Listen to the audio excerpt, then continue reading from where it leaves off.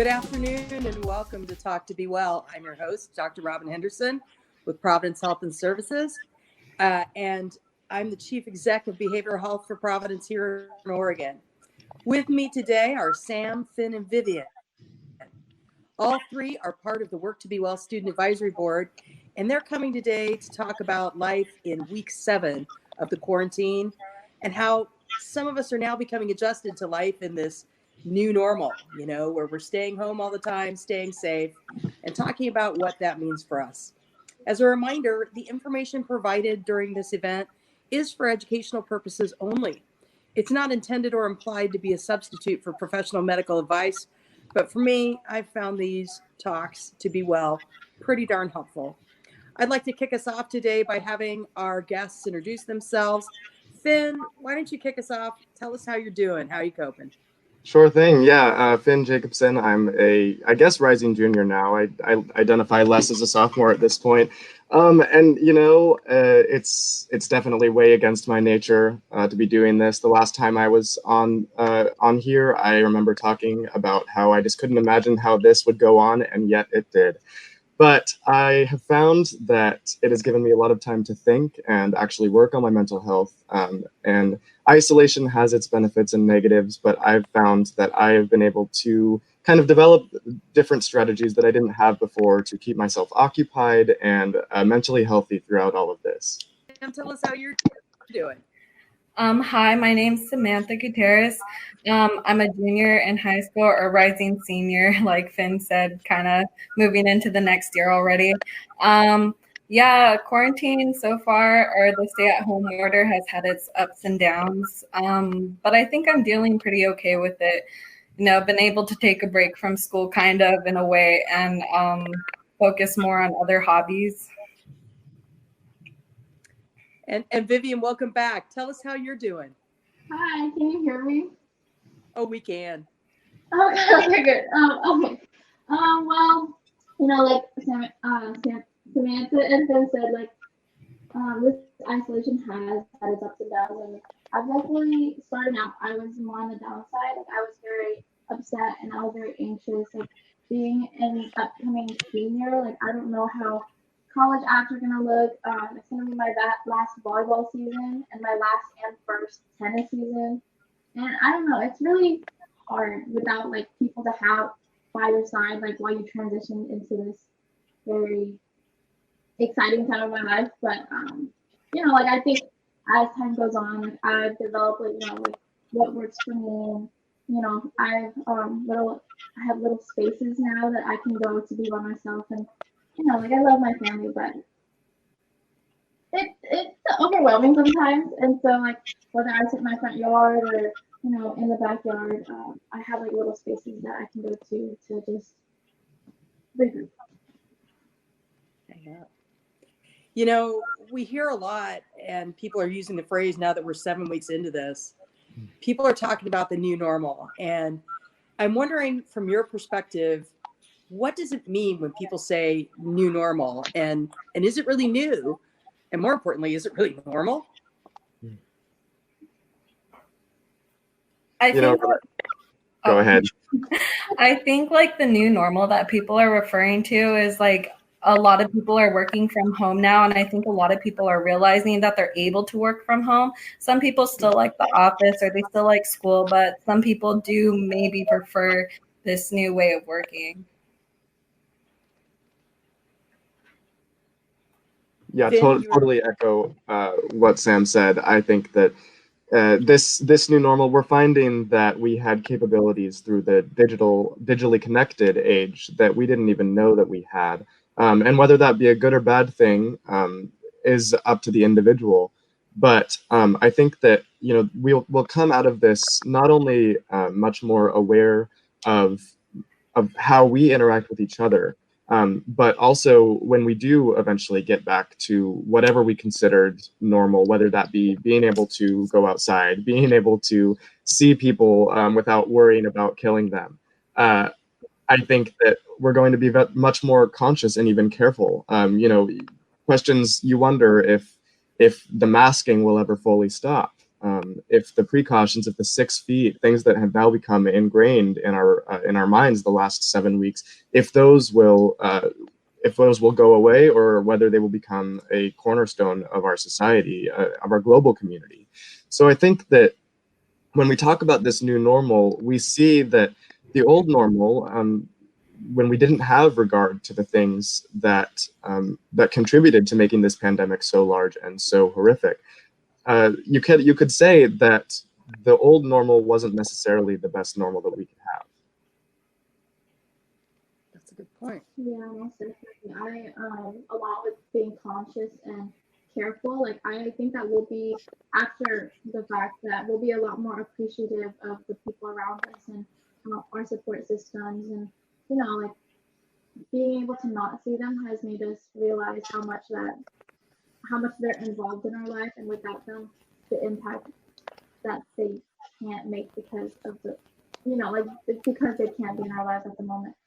And I think, like we'll have a much more loving and caring world after this. Everyone will be a little nicer, hopefully.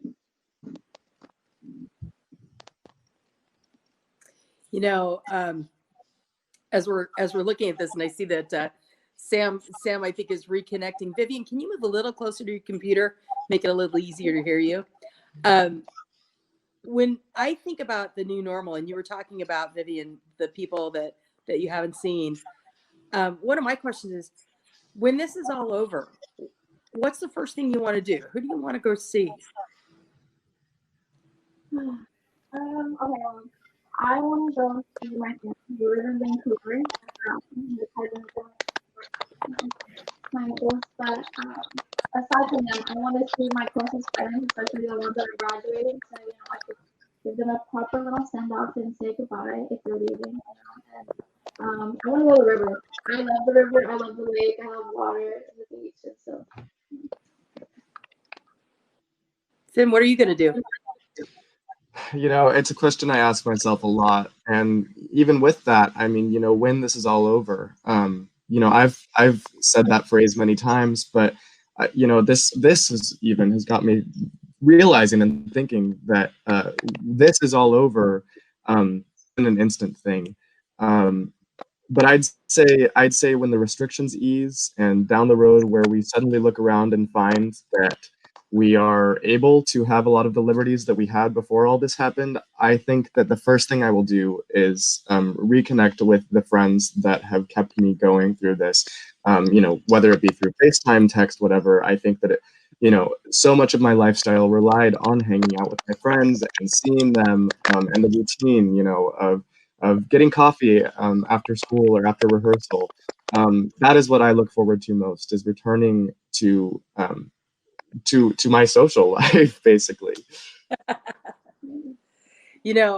I think about the people that I've connected with while this has been going on, and obviously I've got my work team and I've got all of you, but there have been friends that I don't connect with very often, who now we're daily texting each other, we're sending each other articles, we're sharing stories, we send funny memes to each other. I had a virtual visit with a very dear friend of mine in Central Oregon, where we hadn't seen each other in person in a year, but we could sit together and FaceTime in the backyard and talk and share and catch up on our lives together in a way that I don't think consciously we're doing. Sam, who are you looking most forward to? What are you looking forward to doing when the restrictions are lifted? I think I'm looking forward to going and seeing other family members. My grandma, she doesn't live with us, so we haven't really been able to see her, and she lives alone. So I think, like, for her, the social isolation has been very difficult. So yeah, just going to see other family members. So, have any of you picked up new hobbies while you've been quarantined? Anything new that you're doing that you weren't doing before? I picked up my 6th grade band instrument, my clarinet. I don't know. Had to pick it up again, give it a try. Nice. I started taking ballet. You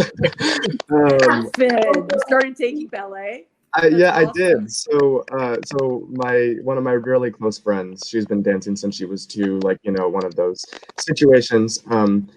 So she invited me to one of her ballet Zoom classes, and I loved it. So I actually bought ballet shoes online, and I'm taking the class weekly. I actually have ballet tonight. Yeah. That's crazy. Okay, I'm getting inspired by that. I don't know that ballet is for me, but I'm getting inspired. Vivian, what have you been doing that might be different than what you were doing before?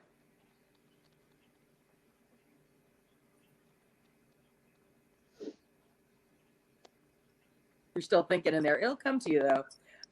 But are any of you, well, not are you, how's online school going? How does that feel to be in this like Brady Bunch type setting with your classmates? What's working on online school? Does it work? I think that I have so many thoughts about online school. I think that the intention that school districts have to continue education and to make sure that the learning curve is not created when we do return to physical school is well intended. But however, I think that the system, especially in public school systems in our school districts, is inequitable. Case in point, I'm a student in North Clackamas School District, and it is still true that my district is incapable of providing technology to every student, which means that there are students that are left in the dark, and the district is just basically saying, well, we got to do what we got to do. And I think that that's going to have a detrimental impact on, students that come from different socioeconomic backgrounds, maybe situations that disallow them from participating in online school. I have a friend that as soon as they got off school, their parents said, okay, well, you're going to come and work 10 hours a day at the taco truck. And so what does that say about, their capability to participate in online school? And I think that this is also, we're going through a time of trauma, of mental trauma, and having, our generation is known to face a myriad of mental health issues, and the combination of being locked up in a home, which for all we know may not be completely safe for the student, combined with any mental health issues that may arise, combined with the traumatic instance of this situation, I've found myself wondering lately if online school is doing more harm than good. And yes, it is different and less rigorous than an in-person education, but we're seeing a lot of differences. Like seniors, they actually just are, at least in my district, are done. The district told them, well, if you had passing grades first semester, then we're going to go ahead and pass you second semester and you're done. So seniors are still missing the second half of their education. What difference does that make with the lower cost? So yeah, I think that it has its benefits, but I do wonder, and I've been feeling a little overwhelmed by it all. Sam, what are you thinking about all of this? For me, I think that online schooling for some people does work, like Ken said, but then there's other situations where students are not able to have access to the computer. I know that it also doesn't work like for myself personally. I felt the effects of online schooling and it having its disadvantages when everybody in my home was suddenly at home from work and there was just so many people who needed to use the one family computer that we had.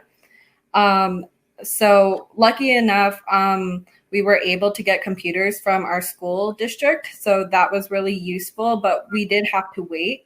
And some school districts are not able to make that accommodation to their students. I guess really just to reiterate, there's a lot of problems with online school and the implications and the effect that it's having on students. And I think that I do wonder, Samantha. So you're in California, correct? Yeah. So I just wonder what the difference. So here, we're doing, like all of our classes are assigning about 30 to 45 minutes a day in Oregon. Is it different or the same in California? What does that look like? It really depends on each district. So me and my siblings, I started independent study a few weeks before. So I was already like on an online schooling program that like my classes were online. But for my siblings, it was different for them. Their grading automatically just kind of stopped. So the grades that they left school with, their grades could go no lower than that. And any assignments that they do now is just like counted as extra credit towards those grades. And then kids from my old school, it's also different. They have to do the live classes and they're still being held accountable like that they can pass or fail their tests. So it's different. It varies on schools. Absolutely. So it's almost like a supplemental structure. Yeah, I think everybody's just trying to figure it out. Yeah. No, and Finn, thanks for jumping in there. My mic got muted for a minute, and I couldn't get it undone. Couldn't figure it out. I see Vivian's back with us too, so we're on track of getting the bugs out of this new system. Thanks everybody for your patience with the bugs in our. We're trying a new platform, and I think we're all still working the bugs out of it. Yes. So I've been thinking a lot about school next year, and when you go back, and thinking, are we going to go back to school?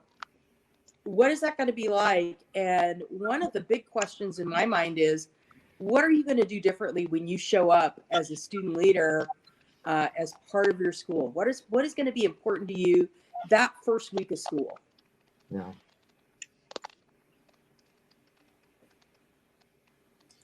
Yeah, I think that school unity is really important at this time.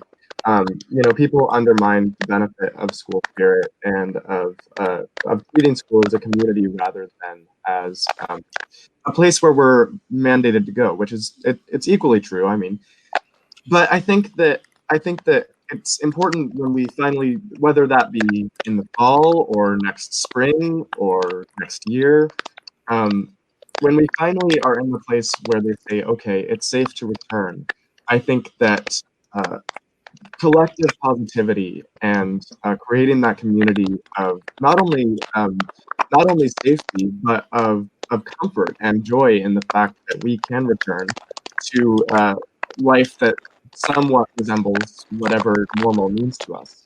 And I think that in terms of my school community, I know that my school is overflowing with school spirit. It looks like Dr. Robin popped off there again. But yeah, I think that it's really important that we stick together as a community. Yeah. Can you guys hear me? I can hear you. I can hear you. Okay. Yeah. So for me, I think that my school is really trying to keep our spirit up. Like we are around 3,000 strong, and so it's hard that we can't reach everybody, And like you said, Ben, like some people get lost in the shadows in between the cracks, and like I think it's very hard to say like, oh, like this isn't gonna work. We shouldn't even try, But I think that having a virtual graduation at least, like I can't speak for the seniors, but it's comforting that they're trying to do something, and not just leaving it off until whenever. So I think next fall or, whenever the restrictions lift and we can go back to school, like we're really gonna try and, keep the spirits high, have the assemblies super hyped up and, just bring some, relief and joy back into our students' lives. That's got to be the hardest part, is how do you bring relief and joy back? All of the things that we do and talking about mental health assemblies, all of the great work that we've all been talking about doing and work to be well. I know we've got our summit next week. You're all part of the summit next week. Indeed. What do you want to hype? I know we just had our dress rehearsal. What do you want to hype for our viewers to get them to register for the Work to Be Well Summit next week? Well, okay. there's a lot of people going, a lot that we know and that we've reached out to other people. And so there's a lot of people. There's Lisa Heller, I think. She is a musician and Yep. she's very good. I've listened to her a lot of stuff today. And, you know, like there's a lot of students here that are, you know, want to share what they know and their knowledge on mental health around their area. Yeah, this is going to be my first mental health summit. And in the dress rehearsal, it was really exciting to see the students sharing what they do to combat mental health issues in their community. And it was just really inspiring to see that. Yeah, I unfortunately didn't have the pleasure of attending the dress rehearsal. I was unfortunately working.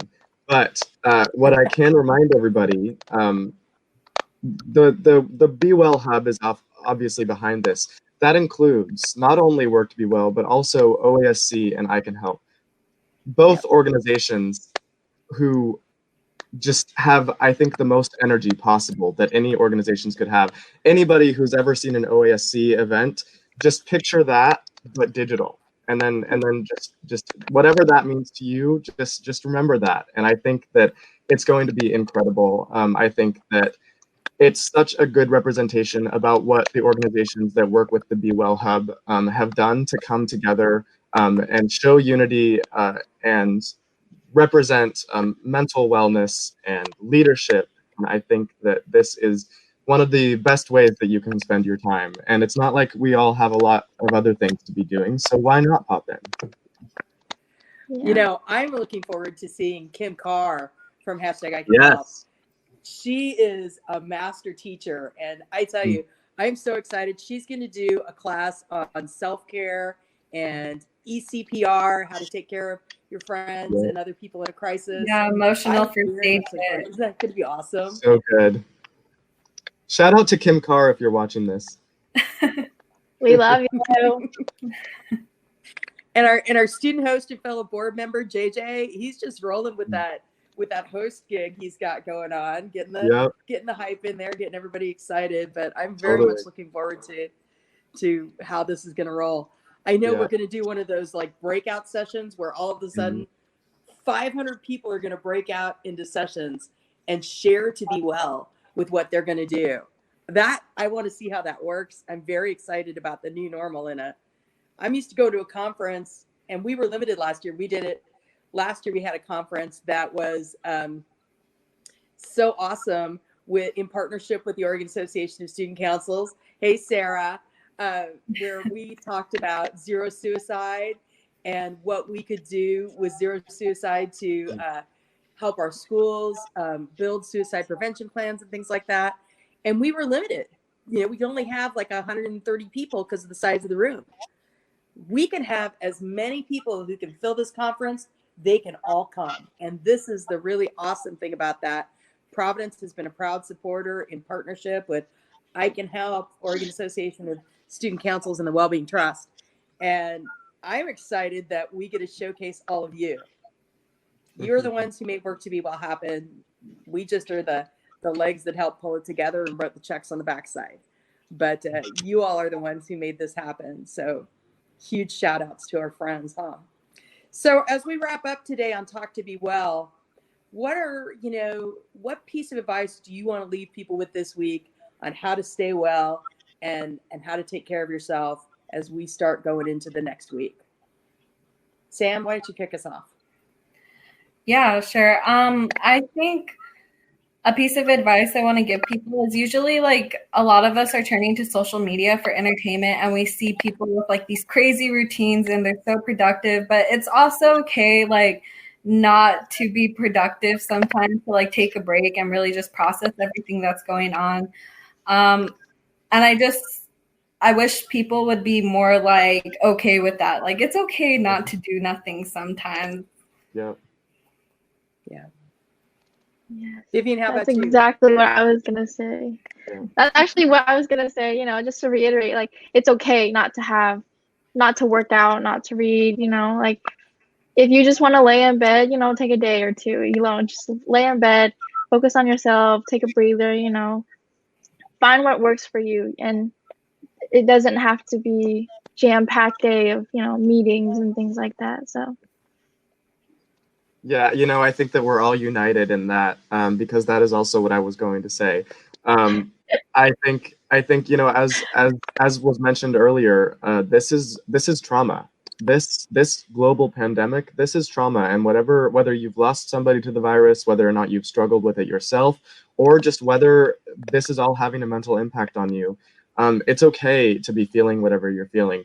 And to contribute more, I want to point out that for teens, if you look at the bar of scrolling text below, there is information on calling the youth line.